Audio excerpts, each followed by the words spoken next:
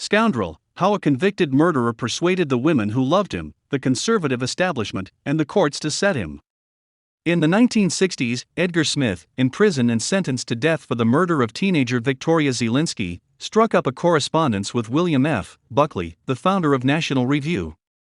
Buckley, who refused to believe that a man who supported the neoconservative movement could have committed such a heinous crime, began to advocate not only for Smith's life to be spared, but also for his sentence to be overturned.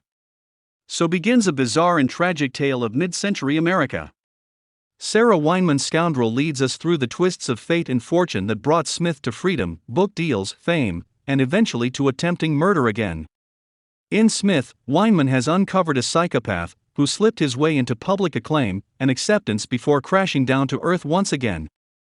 From the people Smith deceived, Buckley, the book editor who published his work, friends from back home, and the women who loved him, to Americans who were willing to buy into his lies, Weinman explores who in our world is accorded innocence, and how the public becomes complicit in the stories we tell one another.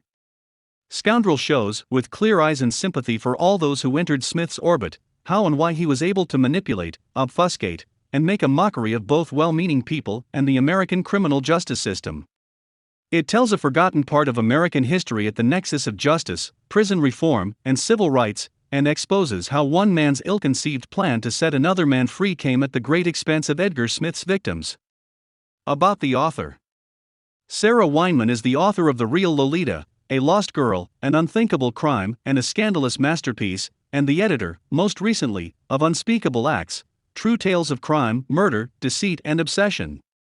She is a 2020 National Magazine Award finalist for reporting and a Calderwood Journalism Fellow at McDowell, and her work has appeared most recently in New York Magazine, The Wall Street Journal, Vanity Fair, and The Washington Post. Weinman writes the crime column for the New York Times Book Review and lives in New York City.